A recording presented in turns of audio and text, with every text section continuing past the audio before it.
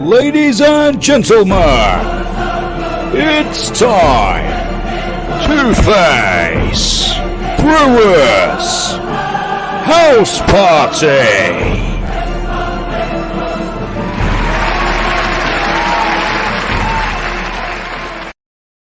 It's look at me, a very good morning. It's 10 o'clock. Well, it's gone 10 o'clock. And once again, we're trying to get connected with Teddy. Lynn Hawker, hello, darling. How are you? Excited to hear what Teddy's got to say. Abigail is at school. This is the first one she's got to actually watch recording. John Adams, hello there to you, mate. And Ann Nixon, welcome, everyone. Andrew Govey, good morning. This is weird, isn't it? Beth, a very good morning to you. Bill, an Arsenal supporter, coming on. I can't believe it. Wanting to talk. Heather, how are you? Good morning. Daniel Orca, good morning, darling. From Norwich. Claire, how are you, dear? A very good morning to everyone. And Barrage, people are coming on to say hello. Christine Dodd, morning. Morning. It's a bright, sunny morning. We are having issues. Well, no, we're crossing our fingers that we are going to talk to Teddy Sheringham today because he kept freezing as we tried to link him up earlier. So let's just see what happens and let's cross our fingers because that's why we've all got up in the morning to actually go live and have a chat to the one and only legendary. There's so much to say about Teddy Sheringham, but let's bring him on. Let's hope we cross our fingers and see if it works. So Teddy Sheringham, if you're there, let's see if we can get you on and hopefully he hasn't frozen. I'm not getting any messages to say it. Obviously, well, that was great. Great. We're almost, Nigel. We almost got him on. Let's have a look. See? Teddy! Oh. Teddy Sheringham, can you hear me? Hello, good morning. Morning, Teddy. Isn't it always the issue? Live streaming, trying to get people on. But everybody, this is Teddy Sheringham. He's frozen. Isn't it weird? Do you think he's using the same equipment as Harry Redknapp is using? Megs, can you hear me? People are coming on saying, look, you're a legend. Thank you for joining us, Teddy. I'd like to thank everybody for coming on to have a listen. Teddy, I don't know if you can hear me now. Can you hear me? I don't know whether it's my link, Mark. You're in and out, in and out. I'm hearing half a question. Oh, well, I can hear you, Teddy. But look, if you talk, Teddy, we don't mind because you are a legend. And thank you. You're an MBE who's joined us. What about the Super League, Teddy? Mark, I can't make it out of that, mate. I can see your mouth moving and I can see that you're asking me. I don't know what it is. Well, I'm asking you about the Super League, Ted. All right, Super League, yeah. What a couple of days we've had, eh? The last 3 days. It came like a storm out of nowhere, and it seems to have gone away quickly. There's people having big says on the matter. Can you hear me okay, Mark? Shall I carry on chatting? Yeah, carry on, Ted. Okay. I was very impressed with the way Gary Neville and Jamie Carragher spoke on behalf of all fans in England. I didn't really know the ins and outs then about what it was all about and what was going to be happening, but they spoke very well, very powerfully. I don't know whether that started it or whether fans started it. I don't know what the starting point was or who was outraged first, but it seems like everybody's come together and made their point very clear. The owners have backed down and they thought was the right thing for their football clubs to earn more money and to go to bigger, better things, but it hasn't happened, and I think that's the right scenario. But on top of that, I've also heard John Barnes speaking this morning about how the teams broke away in 1992 and made the Premier League and left behind them. So, you know, this top six just wanted to go further. Where does it all end? I don't know. We'll have to wait and see what happens in the next part of this. Yeah, I mean, personally, I don't think it's going to go on from now. I just think it's come and it's gone. I thought it would have been quite exciting to see what would have happened. So, Ted, we're going to show you some of your history. Stuart Leslie is saying, "What a legend!" Teddy's there too. Only joking, great player, not a bad singer. Teddy, that is not you, Mark Brewer. So look, Nigel, we're going to show some pictures, some video. Stay still. I get when you sit still. So I don't know whether it's you moving about, but I'm really losing so much of your talk to me. We're gonna show a video of some of your great goals, Teddy.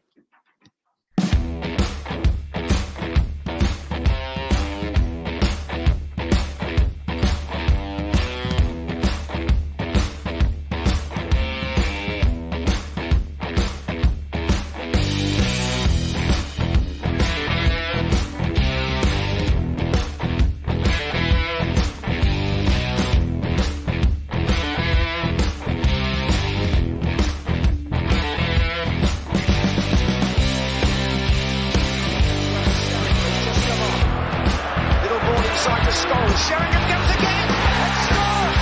Oh, would you believe it? He's only been on the pitch a minute. He's back in support, floats across the near post. Sheringham has scored! And Teddy Sheringham gets the goal!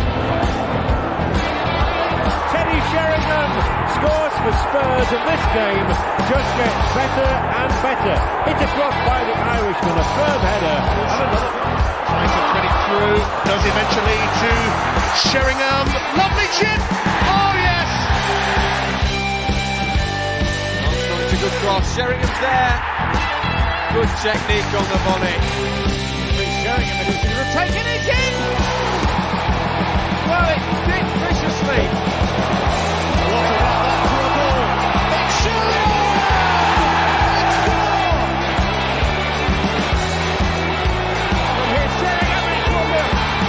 Army across, goal, 1-0! Here you go, Sheringham! And Manchester United take the lead through Teddy Sheringham. Bateman might get through. Sheringham! Teddy, some great goals from you, and you're sort of a legendary goal scorers. I don't know if you can hear me a little bit better now. All good, mate.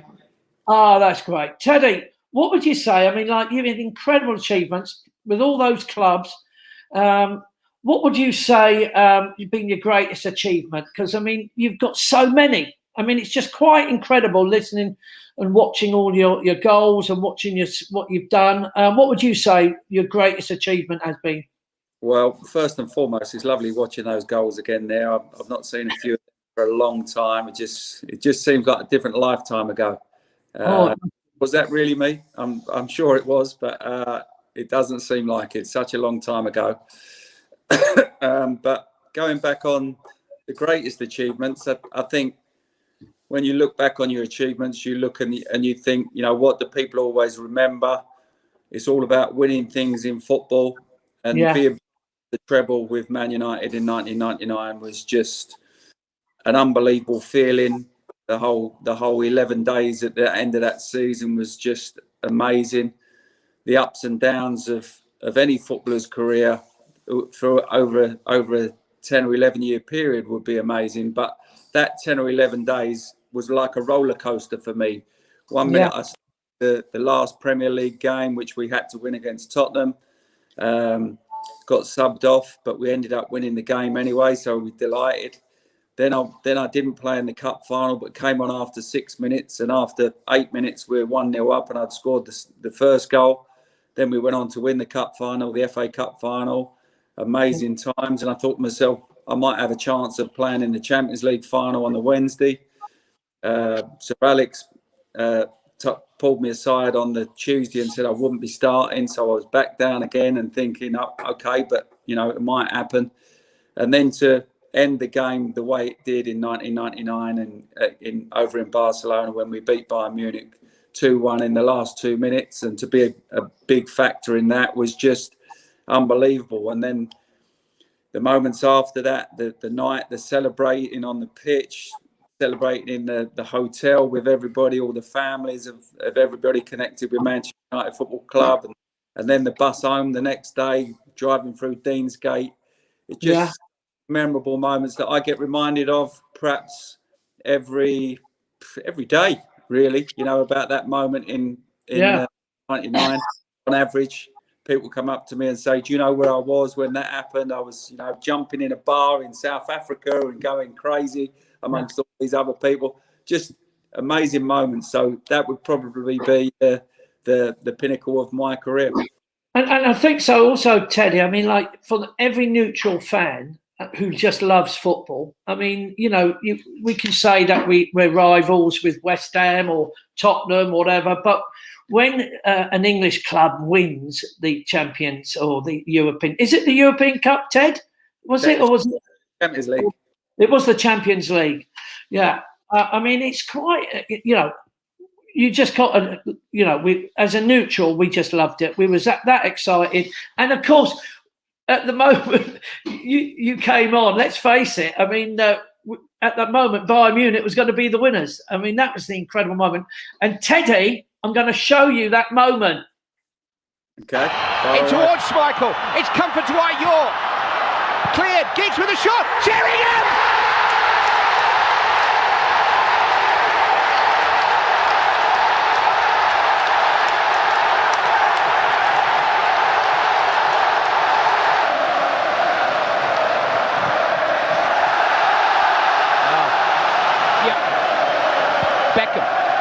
Into Sheringham, and Solskjaer has won it!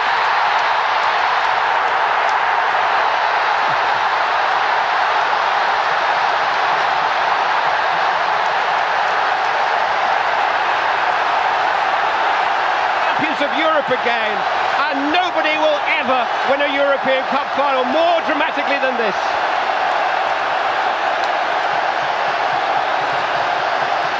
Champions of Europe, champions of England, winners of the FA Cup, everything there. Fantastic moments, and I can understand that you've shared that moment, and that's literally put you on a pinnacle of legendary, hasn't it, Ted? The hairs on the back of my neck have just stood up again, just listening to that commentary, just remembering those moments and just what it meant for everybody concerned with Manchester United Football Club. It's just something that's going to live with me forever, and I love being reminded of it. I love people coming up to me, telling me where they was, what they did, what the scenario was, and just seeing that again this morning, beautiful. Well, we thank you as well, Ted, because you've given us those magical moments as well. I mean, you didn't have it easy at Man United because, as you rightly said, you was sort of going subbing, and you was like the super sub as Solskjaer was, wasn't it? I mean, Ferguson had this way of bringing you on, and you had the magic moments and gave them, like you did, like Solskjaer. As in everyone's footballing career, it's not all plain sailing. And went to Man United I left Tottenham in '97. We were running away with the league in my first season at Manchester United. We had 4 very big injuries to our main players, and it affected us. And Arsenal overtook us and ended up winning the league, and I think they won the cup double that year. So Manchester United and Sir Alex brought in Dwight York, so I lost my place. I lost form, a couple of injuries in that season, and unbeknown to me, very, very down throughout that season. But ended up having a big part in the final 10 or 11 days, or the last 3 or 4 weeks. It was very strange that I wasn't in the team. I'd never encountered that before in my career, but I never threw my toys out the pram. I just said that, I'm going to fight my way back in. Ole Gunnar Solskjaer was a young lad at the time and was hoping to get in, but we couldn't get in the team because Dwight York and Andy Cole were fantastic that season. There's no doubt about that. Yeah. But we just just bided our time and wanted to come good. And lucky for us, that's how it ended up. Yeah, I mean, you've actually had every sort of feelings with football. Millwall did it to you, didn't it? I mean, you're a 16-year-old, but you actually moved on to that. So you took Millwall up to the first division, which is like promotion.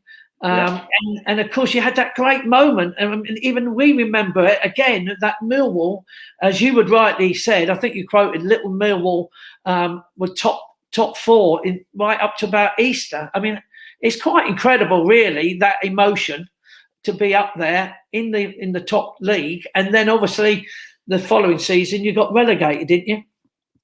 Yeah, well, first and foremost, let's get on the high point of that. I mean, to play Millwall and be in the third division, the second division, and be struggling, and then to all of a sudden get a good team together. John Docherty was the manager at the time, and he bought a few players in the Kevin O'Callaghan, Steve Wood, Tony Cascarino, and George Lawrence. All had a little bit of experience.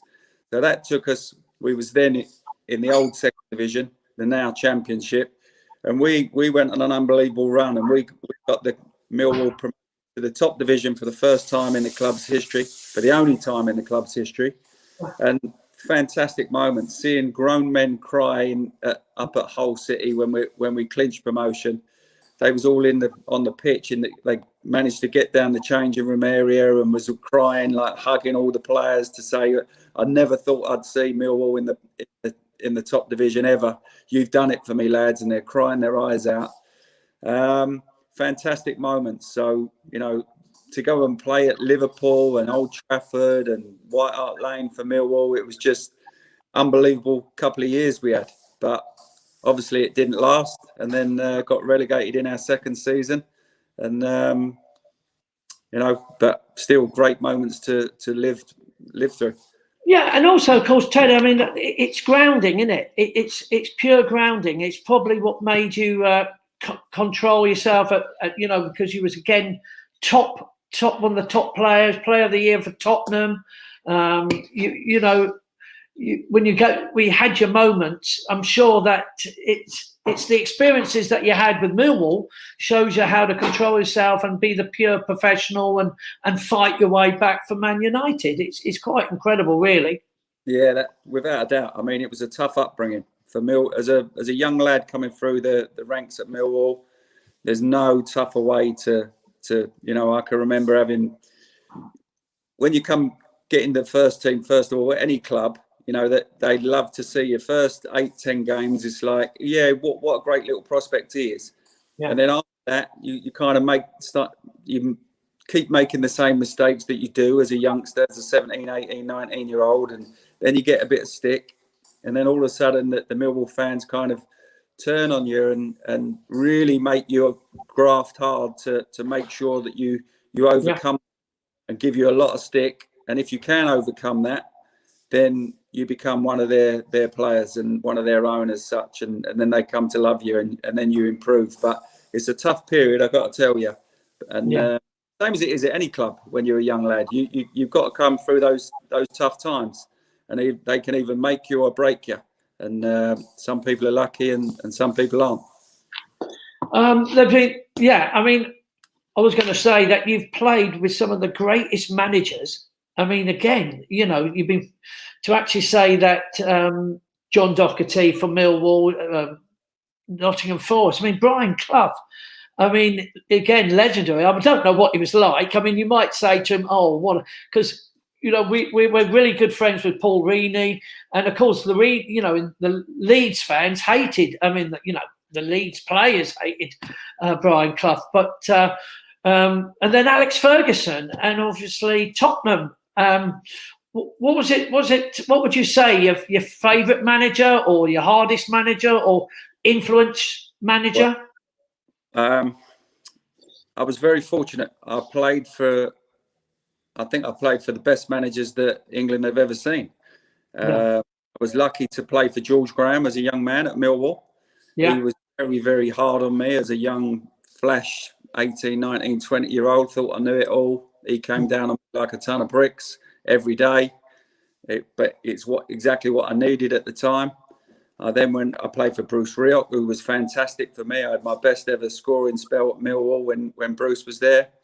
I then went on to play for Brian Clough at Nottingham Forest, who was amazing, very simplistic in his views and the way he got his point across.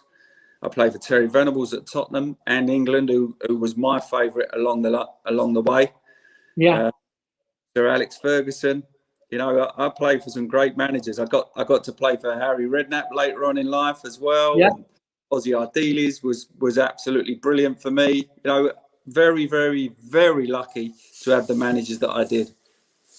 Yeah. I mean, it's quite an incredible career. I mean, to talk about those again, all legends, all incredible. I mean, you missed out. I think Glenn Hoddle as well, I suppose, was part of that, and all these incredible players. People are saying messages, and I didn't want to ignore them. Nigel flashed up young Alfie, and young Alfie Mack was saying, he's a little coach, who does Teddy think is the better goal scorer, Harry Kane or yourself? How cruel is that? Oh, well, I've been told, I've not actually asked Harry Kane this question, but I've heard he kind of modelled himself on me as a player when he was growing up. I don't know that for definite, but I would say so, Teddy. I would say so. And but he's also got a little bit of Alan Shearer in him as well. So yeah. if you could put a little bit of Alan Shearer and myself together and make him into one player, that's the player that Harry Kane is. So I would think he would just pip it in the polls against me. Sorry about that. Wow, it's today. So I don't think, I don't actually believe, Teddy, you've always been the better player, the better scorer, the better striker. I mean, Alan Shearer, you two had a fantastic combination with England, didn't you? Yeah, we did. Yeah, what a player he was. That's why he's got the most goals in the Premier League and in the history of the Premier League. Yeah. He was phenomenal. He was the way Harry Kane is now. That's exactly what he was like. He was very bullish, very, very single-minded. He wanted to score goals. That was all he was about, and he would push his granny out the way to score. That's how I would describe him, and that's why he scored many goals.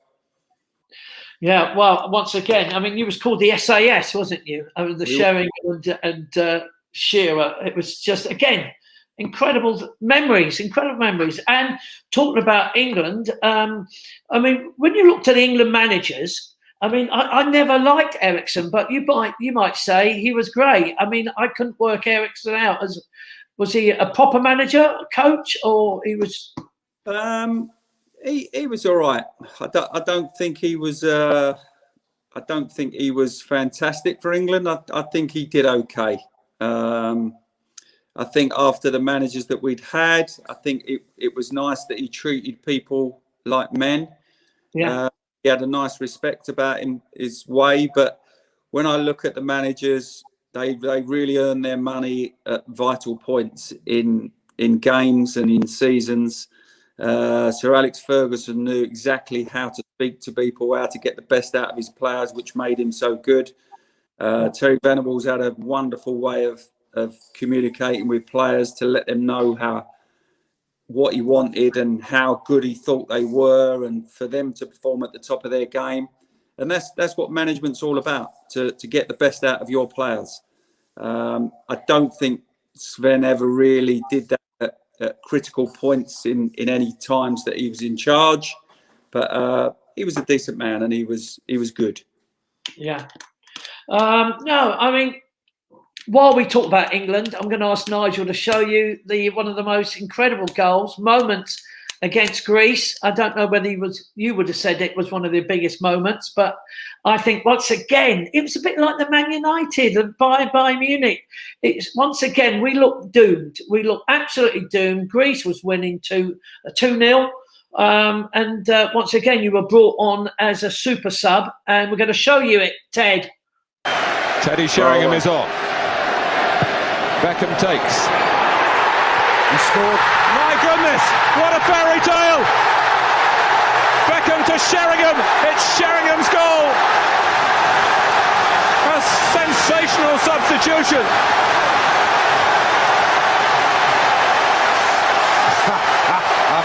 I tell you, if you had written this and said to me, this is how it goes, Mr. Gray, I would say, don't be stupid, Tyler. You're in dreamland. These sort of things don't happen in football. But there he is, at 35 years of age, large as life. It's the most exquisite header. He just helps the ball on. He knows how much pace to put on it. Help it on.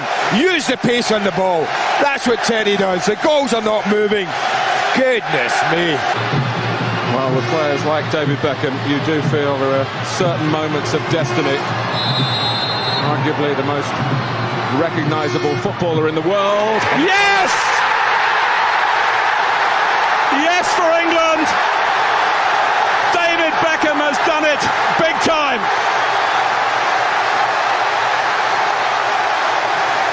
Well, if anyone asks you why football keeps people coming back, then you've had it all today. Wow. Once again, Teddy. Again, it's just, you gave us magical moments again, Ted, and that's what we loved about it. And you played alongside, again, the fantastic players. Who would you rate as the best? Sorry, first of all, just going back on that, they're, again, great memories. My goal gets kind of lost in that game because it was all about the equaliser. I think it was 1-0 when I came on. And yeah. I came on, I'd literally come on 10 seconds, but 5 seconds before that. All I'd got time for, the free kick was given. He made the substitution. I came running on, went into the edge of the box. Bex put the ball in the box and I scored from that free kick. So I was on the pitch literally 8 seconds before I scored. And then to be involved in the goal, getting the free kick and then Beckham putting it in the top corner, it was just amazing moments. And that equaliser in the last seconds got us to the World Cup in 2002. So great memories. Where did you ask? What did you ask me? Sorry.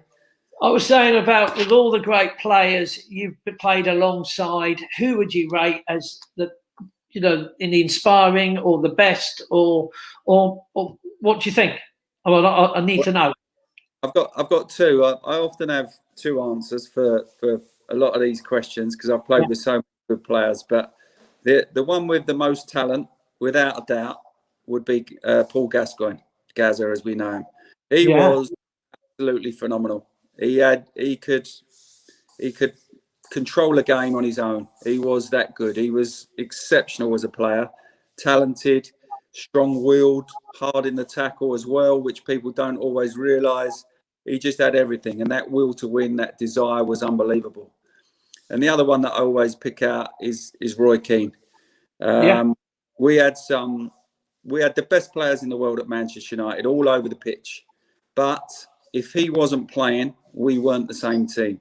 You could take out Ryan Giggs, you could take out David Beckham, you could take out Jaap Stam, you could take out Dennis Irwin or Peter Schmeichel. But if you took out Roy Keane, we weren't quite the same team. And that shows the leader in the man, the player that he was. I don't think he was the most talented, like you would describe Paul Gascoigne, but he was the drive in our team that made us standards that were set by Sir Alex. He took them onto the pitch and made sure that we delivered in every moment. He wouldn't let anyone slip their standards, and that was why he was such a good leader and captain. No, I mean, here with that. So I've got a friend who's on his way to Turkey soon. He's an enormous Spurs fan. He's a character that's been with us for a long, long time at Podders, and it's Johnny Mack, who just want to be saying with you. Teddy, how you doing, mate? How you doing, John? Lovely to see you, Teddy. Like proper legend, like Mark said, seriously. And I met you one time, Teddy. I met you in the castle in Woodford, and I had a drink with you. Oh, they were good days as well, weren't they? Yeah, I know, mate. You tell me about it. Yeah, no, it's nice to see you again. Ted, look, and I've got this as well. Lovely. I didn't know they actually did them. Very nice. Proper, look, mate, from the proper Spurs shop that was. I'll get one for my wife for Christmas. You can have that one, mate. I'll sign that one for you if you like. No, Teddy, I was saying to Mark about just like how you was as a footballer and exactly what you said. It was my son actually that came on and asked that question about you and Harry. Yeah. Harry Kane. And I always said to my kids that the one thing I think Mourinho brought into Tottenham, and like I'm glad he did that way, was one thing was to make Harry Kane how he is now, like playing that type of role that you did. And I always thought that that's what he was. You know, like yourself, he wasn't the quickest player in the world, but he's got a football brain. Yeah. You know, and a great finisher as well. And seriously, mate, I like to talk to you now is like a wonderful thing for me, seriously, because I was a young apprentice and pro, and I like never really made it, but like looking at you was how it was with football, how it should be. And, thank you. No, mate, in Harry there, I think he has got everything as a player, hasn't he? He can score goals from long range, short range, score headers. I mean, he can lead the line, make everything. I mean, but he went out on a lot of loans, you know, early in his career, and I don't think any Tottenham fan can stick their hands up, honestly say that they thought that he would be the player he is now. Seriously. No, I think it's very hard. I think you have to grow as a player. Very rarely do you get players that come along and you go, wow, he's going to be a superstar. Like Gaza, you could tell straight away that he was. Yeah, I mean, yeah, it was different gravy, really. He was like just a one-off. Everyone progresses in their own time, and I think Harry's taken his time, and he's he deserves where he's got to. I mean, going back to the thing what Mark was talking to you about, the Super League and that, you know, like how do you think the players would have felt, like Harry Kane, sort of knowing that maybe UEFA and FIFA would have stopped them playing for their country? How do you think that they would have felt, not really knowing where it was going? I mean, that would have been one of the next steps, wouldn't it? I don't think you actually have that in your mind when you go into a Super League. It's not the players' decisions, you know. They're contracted by the football clubs. The football clubs make decisions and where you play. If all of a sudden you're banned from playing for England, that becomes a different scenario for a player. They might have said, "Well, I'm not going. Leave me out of it." But I doubt it, because you know that would have been the top league in Europe, and it just would have been one step on from where the Champions League is now. But would it have been better? I doubt it very much, because if there was promotion and relegation, I think if there were teams in the league, then or 20 or however many they were looking for, by the last third of the season, you know, you're talking about 12 teams not playing for anything. No, that's what I mean. I think, like I said to Mark earlier on, and Nigel, just before we would come on, that Ian Wright, I don't know if you've seen Ian Wright's little, sort of not a rant, but he's in his car and he's talking about it. No, and he's saying the same thing, really, Wrighty, you know what I mean? Like, where do you go with that? If you was to play in that and you say you lose your first 3 or 4 games, what are you going to be playing for? Yeah. You know what I mean? You're straight away at an early part of the season. So, I mean, it's the way the structure is at the moment with the promotions and the playoffs and all that. It's fantastic, pretty much all the way to the end of the season. Because if you can have a good run, you're involved, aren't you? Oh, massive time, Ted. I mean, it's like that. To me, it's about like being a sportsman, like yourself. When you first came on, and you said it was about winning trophies and all that. You know, I mean, what you did at Man United. I had a pub in Hartford at the time, and it was literally just before the town, and all our fans in there, we were all like Tottenham and Arsenal, really, to be honest with you, but we watched that cup final. I'll never forget it. That's where I was in my boozer, and we were going mental, seriously, because it was just what a game of football. You know what I mean? That it's about football. Your allegiance is out the window. Well, you can see how fans going. Sorry, Ted. Was the Arsenal fans going mental for us as well? They weren't. Seriously, I ain't joking. No, but they were. Yeah. I mean, we was all Tottenham Arsenal together, like hugging each other. Do you know? Honestly, I ain't joking. Seriously, yeah. Well, I've got to be honest. When Arsenal played Barcelona in the Champions League final, I never wanted Arsenal to win. No, but that's different, mate, isn't it? That's Tottenham. That's Tottenham and Arsenal sort of thing. You know what I mean? But no, seriously. Johnny, Teddy, I know to see how Johnny's so excited talking to you, Teddy. It's lovely I know. Your son just wants you to put, Teddy wants you to put you in his place. My dad telling me Maradona was the best player of all time. Can you put him in his place, please? Is he right or wrong, Ted? Well, definitely in my time. Obviously, people talk about Pele, George Best. That's a little bit before my time. Maradona was without doubt the best player of my generation. But I must say that Ronaldo and Messi have both taken it to a different level again. I know the game's changed and they don't, you see some of the tackles that Maradona got whacked with. Exactly, People weren't even sent off. They might have got a little talking to before they got booked for the next one. The game has changed, but I think they've both taken it to a different level. And if you're going to push me on which one of the two is the better, I would have to say Lionel Messi. I just think he's a little... Yeah, you're going to make... Ted, you just put me in my place with my kids because sorry, mate, I can't agree with you. Maradona, to me, he won things on his own. That's the way I look at it. You know what I mean? Yeah, it's all about opinion. Johnny, Teddy Sheringham has put you in your place, and Alfie is happy. I'm going to say thanks to you, Johnny. I'm going to say hello to you afterwards. I'm going to just say... No worries, mate. Teddy, so good to meet you, mate. Take care. Bye, Teddy. Bye. So, Ted, other people are saying little messages. I saw Joe Hunt was talking about Orsett, that you used to play golf at Orsett. And do you still get told off playing off the white tees? Oh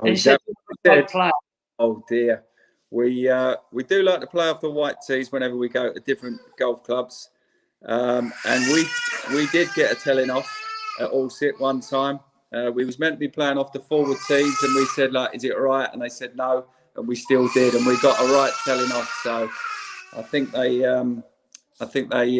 put us in our place that day, like I just did with Johnny. I was put in my place that day. I bet, mate. But you love your golf. Do you find that you play golf most of the time, Ted? I play a lot of golf now, yeah. I love my golf. And what's your handicap, mate, just out of interest? 4.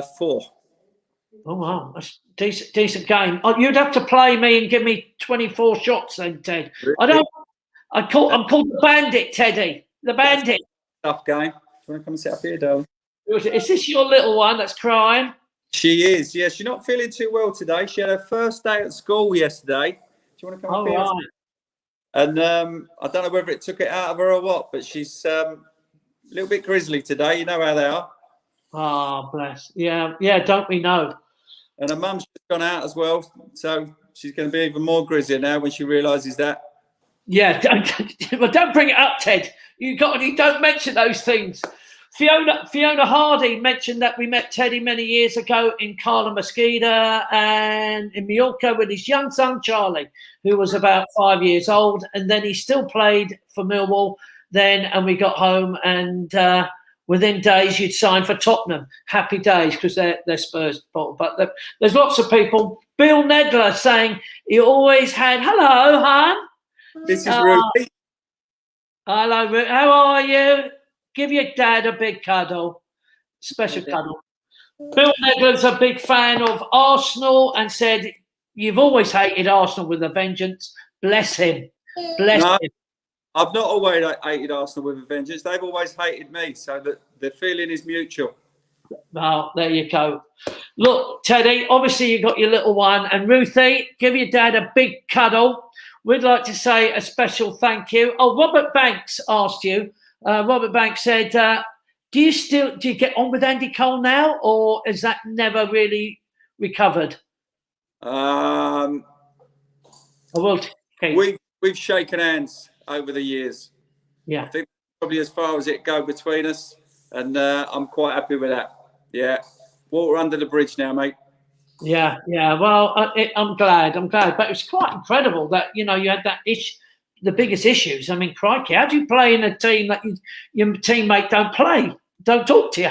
I've got to tell you, it wasn't the only issues at Man United. There was a lot. You'd be very, very surprised how many people were at loggerheads in that changing room. But at the end of the day, when we put our boots on and got out on the pitch, we all stuck together and played as a team. Yeah, well, of course. And it's all about the professional side, isn't it, mate? Totally. Teddy, we had a message from Keith Isaac, and Keith Isaac brought up the fact, a big thank you for coming on to the show today, and MCA, obviously another children's cancer that we belong to. I'm a patron of MCA as well. So I really appreciate you popping in. It's been incredible. And of course, I didn't realise you had little Ruthie put a little bit Paul there. Ruby, this is Mark. Ruby. Oh, Ruby, no wonder you're not talking to me. Get that out. You're going to wipe her finger there, Ted. You just said while you was talking, bogey. Yeah, you sort it out, Ruby. You get that out, babe. You get that out. So a special thank you for popping in to chat to us, from all the regards from the people from the Brewers House Party and Potters and everybody who's been watching. Teddy, I don't know where home is for you, but obviously it's hopefully in Essex, but I do a Southend show on October the 2nd. You're quite welcome to come down with the wife. It's October the 2nd at the Cliff Pavilion. If you wish to come down and watch, be part of it. I won't ask you to sing, Teddy, because what a moment you had with the Masked Singer. Have you got that on ready to show as well, the punters? I'm going to finish off with that, Teddy. Beautiful. It was, but how was that feeling? Put your cotton wool in, everybody. I know, but I mean, again, singing on TV. I mean, you're talking to millions of people. Again, it was just tremendous to watch. It's to what I love about it, Ted. Let me just give you a quick story on that then. When I did the recording for it, it was just me and the backing soundtrack. I took it. They sent it to me that night when I first did it. I got home and I showed it to my wife. I played it to her and I said, look, sounds all right. I sounded like I was quite good today, and they've sent it to me. Do you want to listen to it?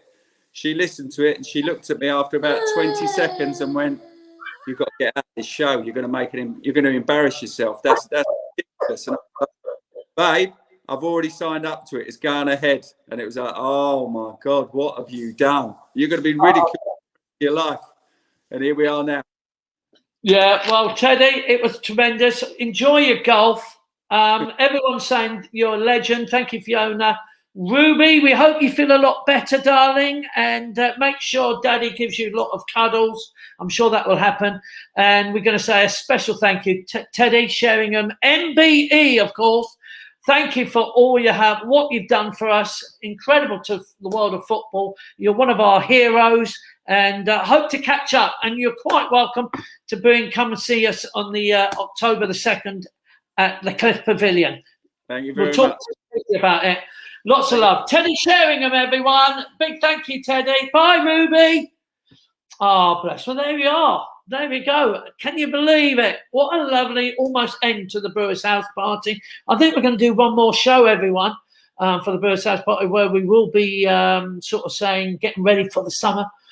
We start May the 17th. We've got a great new show being built with Rachel and Ollie, and I'm going to be doing it in the summer. Look, the teams they're practicing. Nigel was filming. It looks, it's pretty scary. Rachel looks pretty scary there as well. But Nigel will be talking and showing some more clips of the new variety show there on Sunday, believe it or not. What else? By the way, I should have said happy birthday to my auntie Kay. That's Claire's sister, and there's Tracy with her. She was the big 60. Kay Smith, a big happy birthday to you, Katie.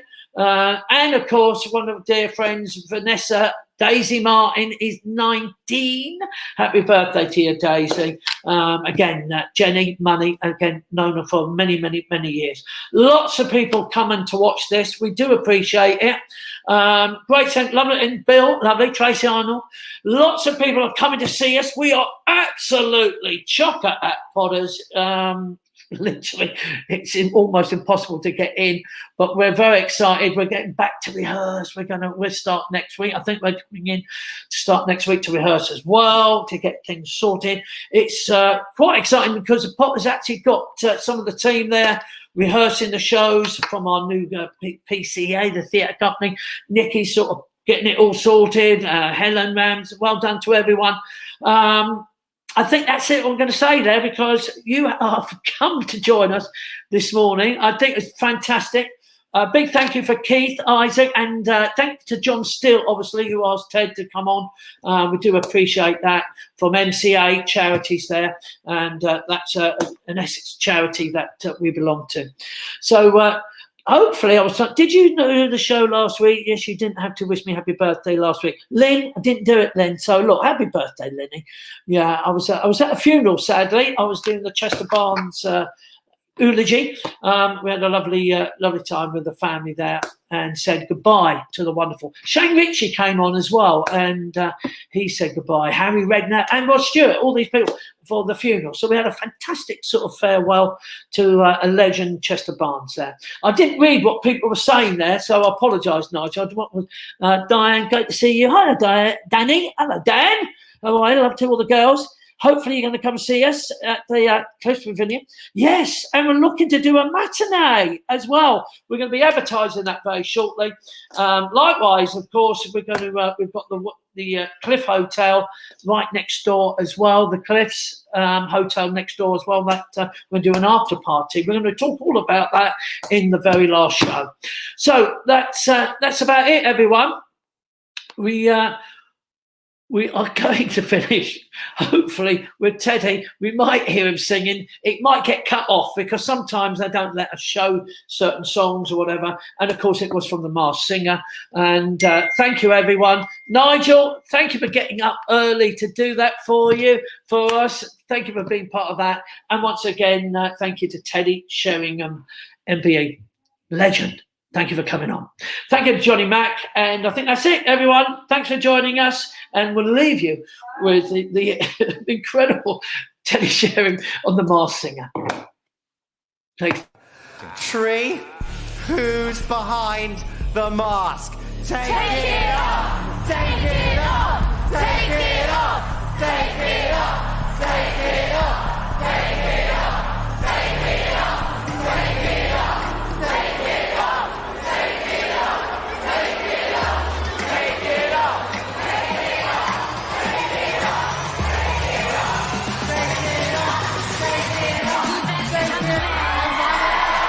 It's England football legend Teddy Sheringham.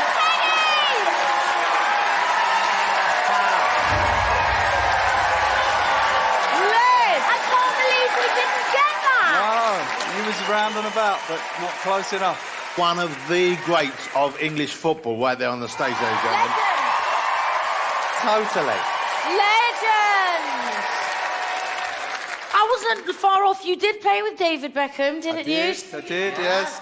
Just take off the Teddy mask and show me that you're Peter Shilton. We'll be fine. I'm not Peter Shilton. Okay. I'll just confirm that, okay? For somebody who plays football, you actually got a great voice. I really have to give it to you. You do. Absolutely. You do. Thank you. We all sing quite a lot at home, and I thought my best shot was a little bit better than what I've performed. But oh man, you've done so I'm glad I've done it. I'm glad I've done it. Teddy, your kids must be super proud of you. So proud. Yeah, they're gonna love it. Yeah, I've had sleepless nights trying to remember these words. Me and my wife going over it together. She's not in the fox costume, is she, Teddy? The one thing that everyone asks you about, is that the goal against Bayern? Yes, 1999, 20 years ago. Still get asked about it once a day.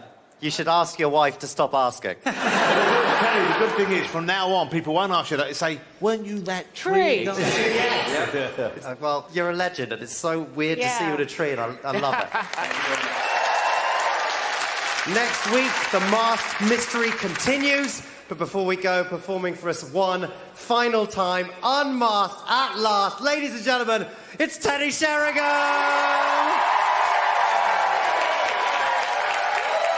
Go, Teddy! Eyes like the sunrise, like a rainfall down my soul. And I wonder why you look at me like that. What you thinking, what's behind? Don't tell me, but it feels like love. Gonna Gonna take this moment, make it last forever. Gonna give my heart away and pray we'll stay together. 'Cause you're the one good reason, you're the only girl that I need. 'Cause you're more beautiful than I have ever seen. Oh yeah, gonna take this life, make it evergreen. Yes, Teddy! Gonna take this moment, make it last forever.